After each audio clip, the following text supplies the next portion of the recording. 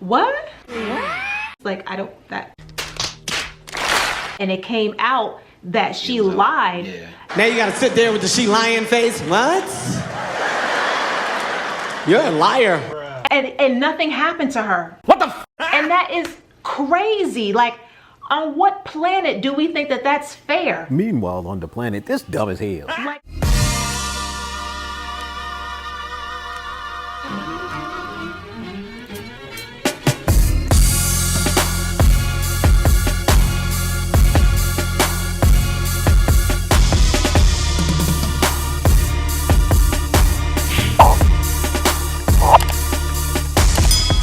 welcome To the J&O Show. Where we talk about things that we were never told. I'm Jay. And I'm O. And now you know. And as always, this is the channel by married people, for married people, and people who want to be married. And if you're one of those people that's like marriage, nah, you're going to like this video. That's what I'm going to say. You're going to like this video. But today we're actually going to be doing a reaction video to none other than O'Shea Duke Jackson. Sorry. Back at it again with another episode of Fair Use. It's not celebrity jump. Yes, obviously I watch you. Shout out to O'Shea Duke Jackson. I watch a lot of your videos. You crazy, and I love it. So today's video is, and the reason why I gave that intro, why marriage is not worth it for men in 2022. Now I've heard this quite a bit from another one of the YouTubers I like to watch, and Tiara. So it'll be very interesting to see what this is. Powerful. Let's get into the video. Word. Who did this joint? Gangsta's Paradise? Yeah, I'm trying to remember who did this. Who's the So moving on, we had It was cool. a commenter under one of our videos. I don't see his name because I screenshotted it, but he wrote, "When I went through the family court system, my ex-wife went to court and said I was abusive. No evidence was needed. Her word was taken as fact, and she was given a 15-day protective order that said I could not go near her or our kids. So for 15 days, I was not allowed to see or speak to our children. When court came, I proved no wrongdoing.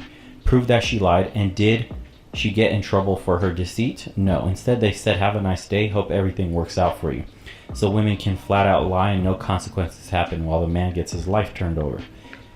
Later years passed by. I again proved in court that my relationship with our children deteriorated solely based because the mother was manipulating our child.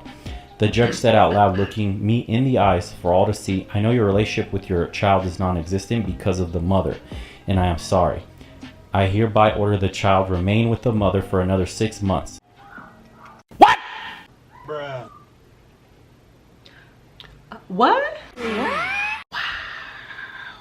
That This is what they be talking about, man. This is what the dudes be talking about, man.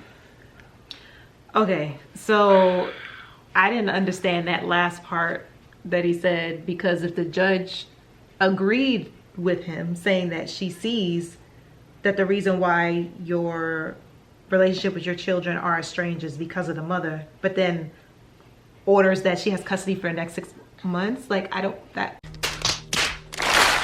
Because they don't care.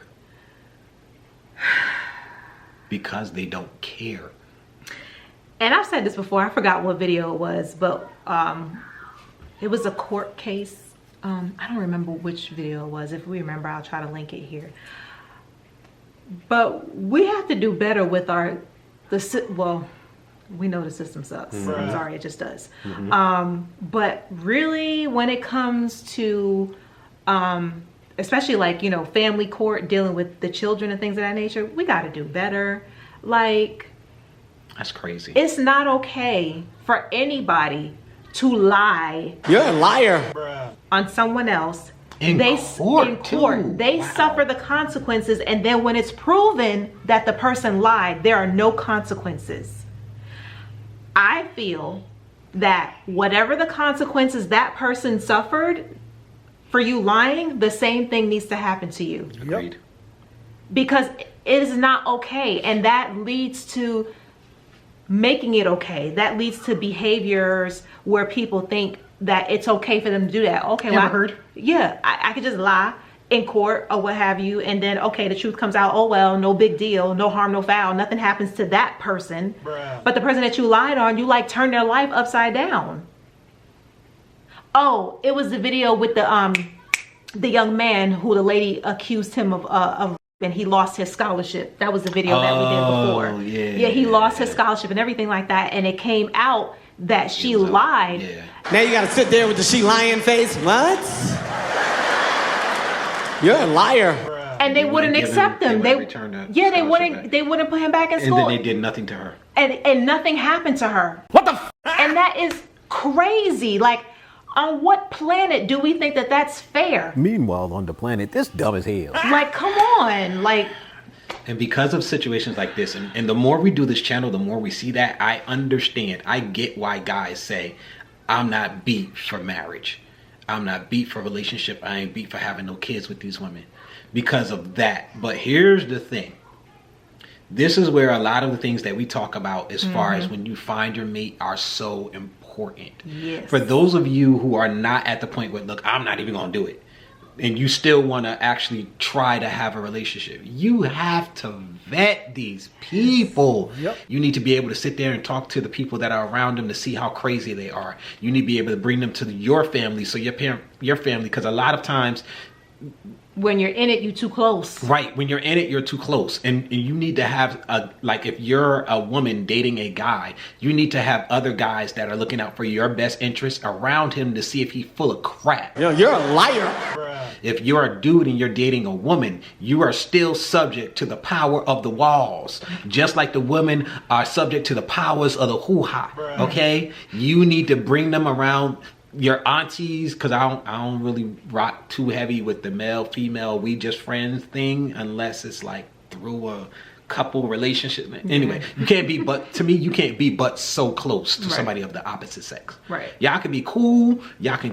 whatever, but it's only but so close you can be. Right. So you might have to bring them to your cousins and your sister and whoever around you, you know, has your best. Don't bring it to no ex-girlfriend, dude. Oh, hell no. Don't bring it to no ex-girlfriend or to your friend, because your female friend might have feelings for you. Yes. So you don't want skewed things. You want people that you know don't have any romantic interest in you whatsoever. Bring it to those women and have her look at her and see if she's full of crap. Do she move funny? And listen. Don't ignore it. Yes. Listen to what they're saying to see if it makes sense. And if you're fortunate enough to have a couple around you that has been together long term, that can sit there and look at the both of y'all and see if y'all make sense together, because they have the wisdom of being in a long-term relationship with somebody. Listen to these folk. And if everybody is telling you, no, nah, bruh, don't do it. Nah, sis, don't do it. Don't do it. It's a reason for that. A lot of people are great at being a certain way around you and hiding who they really are. You're a liar. And a lot of times you go in and you invest yourself in that person, and then when they reveal their true self to you, you sitting there all hurt up. You know, love goes through phases. You're not even supposed to see all of this stuff until after you made some sort of commitment to them. This is true. That's the way the phases of love actually work. Disillusionment, which is what that is, which is you finding out all of the negative parts, doesn't happen until after commitment. Yeah.